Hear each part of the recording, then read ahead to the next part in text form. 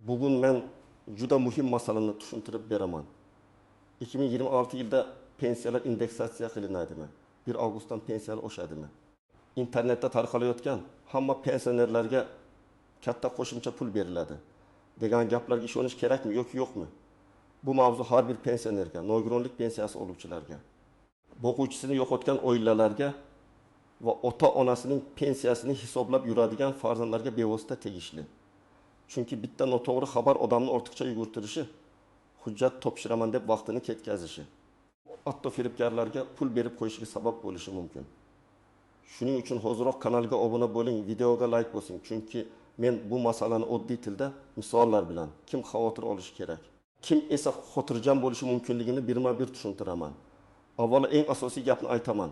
Pensiya oshishi haqida gap ketganda faqat rasmiy hujjatga qarash kerak. Prezident farmoni, hukumat qarori. Pensiya jamg'armasi yoki vakolatli davlat organining rasmiy e'loni bo'lmasa, 1 avgustdan hammaning pensiyasi falon foizga oshadi degan xabarni men ishonchli ma'lumot deb qabul qilmayman. Ayniqsa 2026 yil bo'yicha aniq indeksatsiya sanasi va miqdori haqida gapirilsa, bu albatta rasmiy manba bilan tasdiqlanishi kerak. Aks holda bu odamlarda umid uyg'otib, keyin hafsalasini pir qiladigan oddiy shov-shuv bo'lib qoladi. Ko'pchilik indeksatsiya so'zini eshitadi, lekin uning mohiyatini to'liq tushunmaydi. Men buni sodda qilib aytaman. Indeksatsiya bu pensiya yoki nafaqa miqdori narxlar oshishi, inflyatsiya, yashash xarajatlari ko'payishi fonda qayta ko'rib chiqish degani. Ya'ni non yo'q, dori, kommunal to'lovlar, transport xarajatlari qimmatlashsa, davlat pensiya oluvchilarning daromadini ma'lum darajada moslashtirish uchun pensiyalarni oshirishi mumkin. Lekin bu oshirish avtomatik ravishda har oy yoki har kim xohlagan sanada bo'lmaydi. Buning tartibi, sanasi, foiz va kimlarga tatbiq etilishi alohida belgilanadi.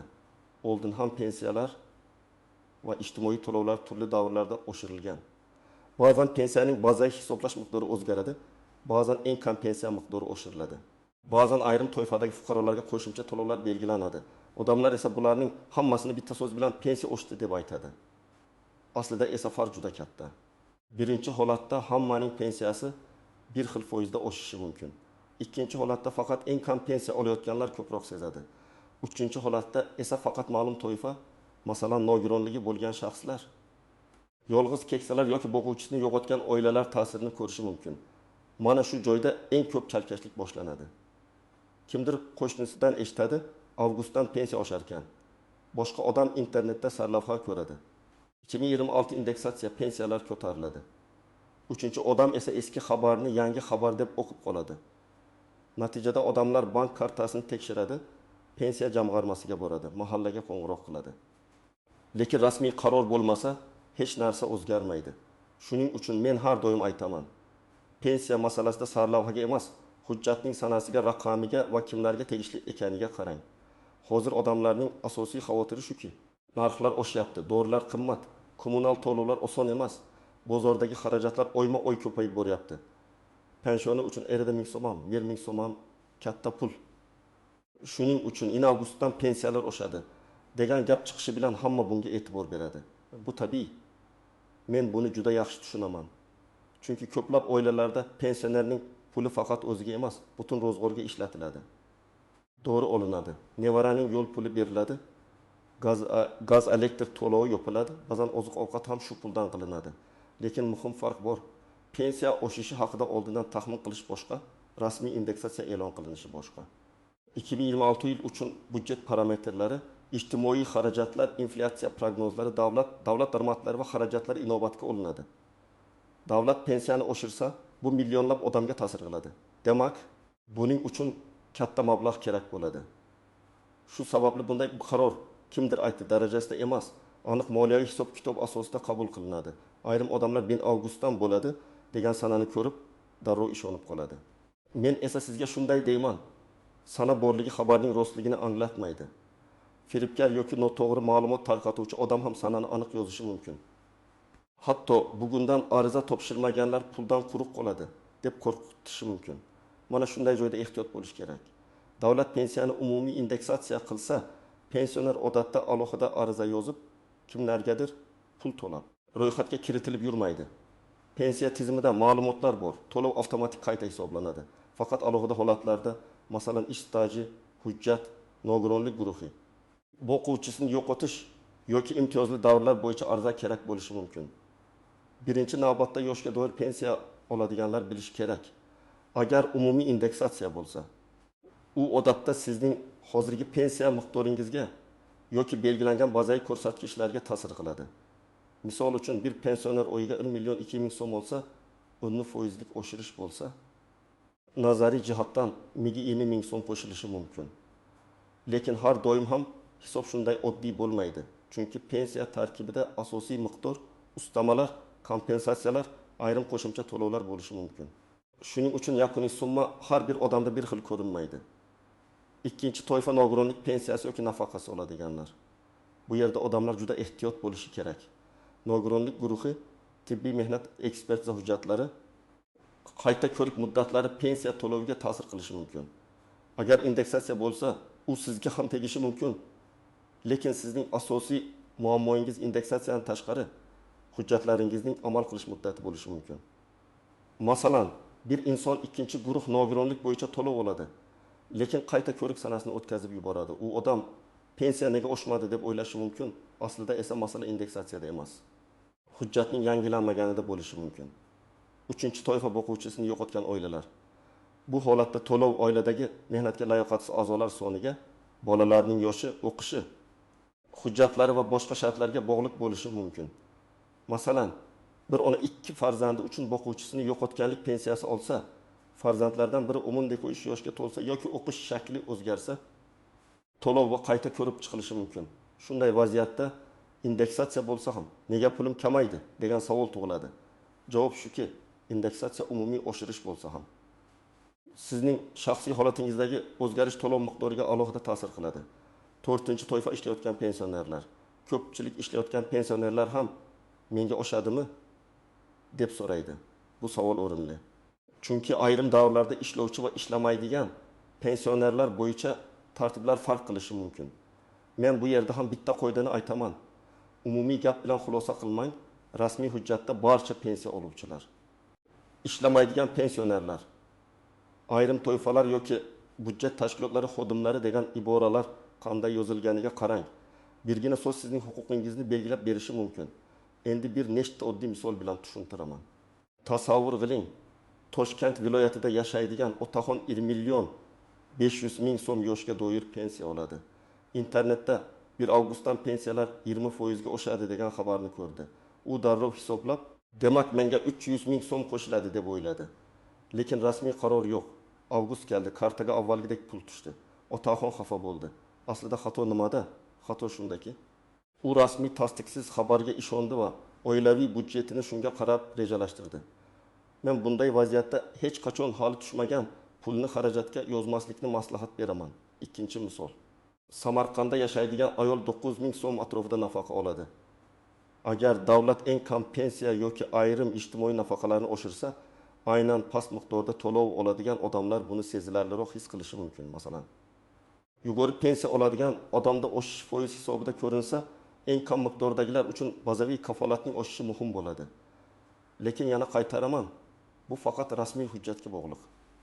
Hammaniki bir xil 500 ming so'mga oshadi degan gap ko'pincha noto'g'ri bo'ladi.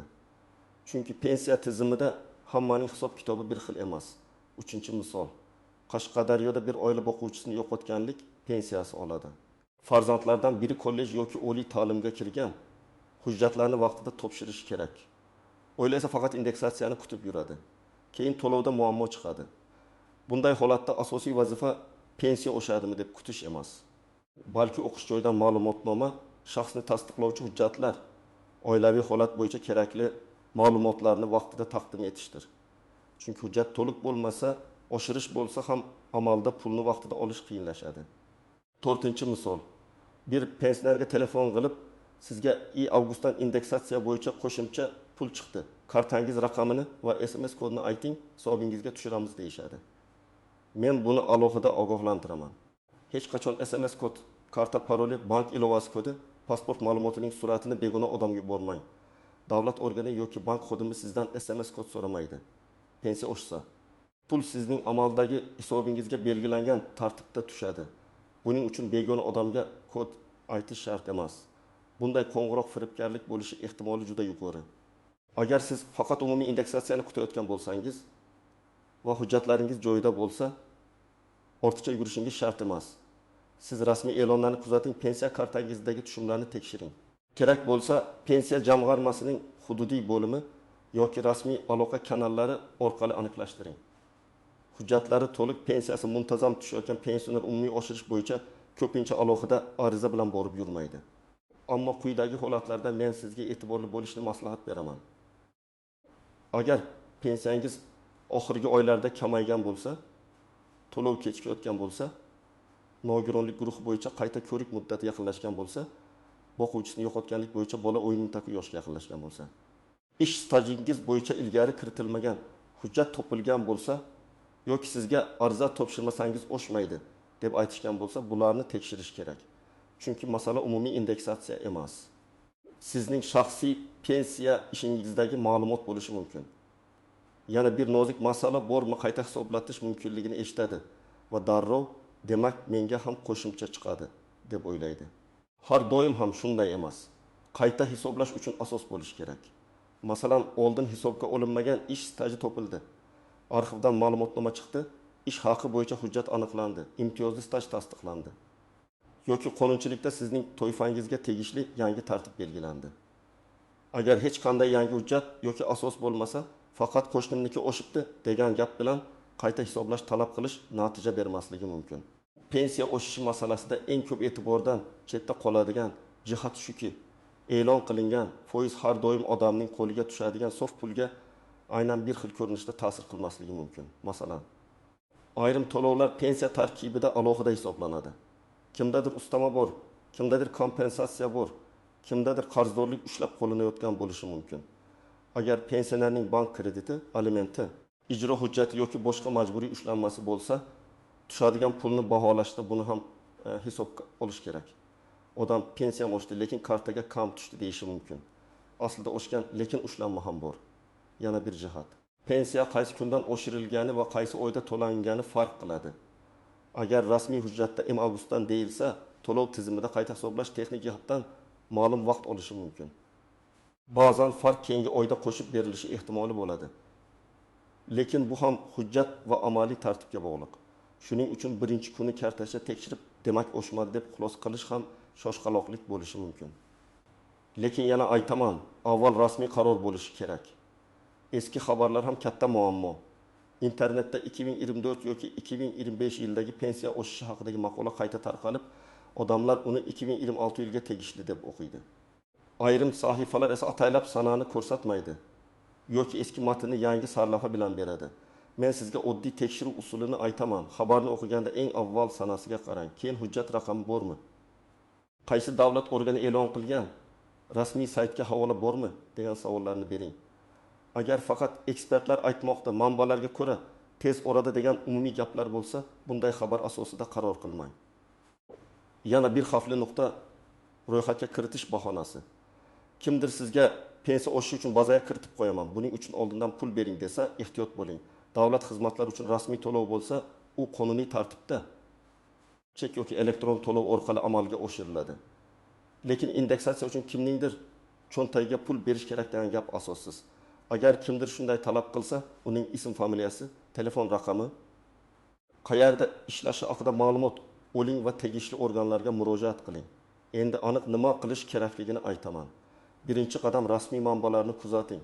Pensiya jamg'armasi, Ijtimoiy himoya milliy agentligi, Prezident.uz, Lexuz kabi rasmiy manbalarda e'lon qilingan hujjatlar eng ishonchli asos bo'ladi. Telegramdagi noma'lum kanali, YouTube sarlavhalari, qo'shnining gapi yoki telefon orqali aytilgan xabar rasmiy manba o'rnini bosmaydi. Ikkinchi qadam, pensiya tushumlaringizni tartibli tekshirib boring. Bank ilovasida yoki bankomat orqali har oy qancha pul tushganini ko'ring. Agar farq bo'lsa, sana va summani yozib boring. Masalan, iyunda qancha tushdi, iyulda qancha tushdi, avgustda qancha tushdi. Shunda siz pensiya jamg'armasiga murojaat qilganda umumiy gap bilan emas, aniq raqam bilan murojaat qilasiz. Bu masalani tezroq aniqlashga yordam beradi. Uchinchi qadam, hujjatlaringizni bir joyga jamlang. Pasport yoki ID karta, pensiya guvohnomasi yoki pensiya ishi bo'yicha mavjud hujjatlar, mehnat daftarchasi, arxiv ma'lumotnomalari, nogironlik bo'yicha tibbiy hujjatlar, o'quvchisini yo'qotganlik bo'yicha guvohnomalar. Farzandlarning tug'ilganlik haqidagi hujjatlari o'qish joyidan ma'lumotnoma kerak bo'lishi mumkin.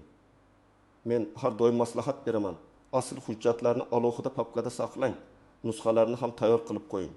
Ayrim hujjatlarning telefoningizda suratini saqlash qulay, lekin begonalarga yuborish xavfli. 4-qadam, agar siz pensiyangiz noto'g'ri hisoblangan deb o'ylasangiz, og'zaki shikoyat bilan cheklanib qolmang. Yozma murojaat qiling. Murojaatda ism familiyangiz, yashash manzilingiz, telefon raqamingiz, pensiya turi, muammo mohiyati va talabingiz aniq yozilsin. Masalan, mening pensiyam 2026 yil avgust oyida qayta hisoblanmaganini. Agar qayta hisoblangan bo'lsa, hisob kitob tasoslarini yozma ravishda tushuntirib berishingizni so'rayman. Mana shunday yozsangiz, siz aniq javob talab qilgan bo'lasiz. 5-qadam, telefon firibgarligidan saqlaning. Hech kimga SMS kod bermang. Hech kimga bank kartangizning to'liq ma'lumotlarini yubormang. Pensiya oshdi, pulni chiqarib beramiz deb havola yuborishsa bosmang. Rasmiy davlat xizmatlaridan foydalanayotgan bo'lsangiz ham faqat tanilgan rasmiy sayt yoki ilova orqali kiring. Farzandlaringizga, ota-onangizga ham buni tushuntiring. Ayniqsa keksa odamlar ishonuvchan bo'lishi mumkin, firibgarlar esa aynan shundan foydalanadi. 6-qadam. Agar 1 avgustdan o'shish haqida rasmiy qaror chiqsa, hujjatni diqqat bilan o'qing. Unda kimlarga tegishli, qaysi sanadan kuchga kiradi, qaysi to'lovlar oshiriladi, foiz nechchi, minimal miqdorlar qanday, qayta hisoblash avtomatikmi yoki ariza talab qilinadimi? Shularni aniqlang. Men o'zim ham bunday hujjat chiqqanida eng avval shu savollarga javob izlayman. Chunki odamga sarlavha emas, amaliy natija kerak. Men alohida ta'kidlayman. Hamma pensionerlarga bir xil miqdorda pul tarqatiladi. Ariza bermasangiz puldan guruh qolasiz. Kod aytsangiz darhol hisobingizga tushadi. Faqat bugun ro'yxatdan o'ting. Davlat sirli tarzda qo'shimcha pul ajratdi degan gaplar juda shubhali.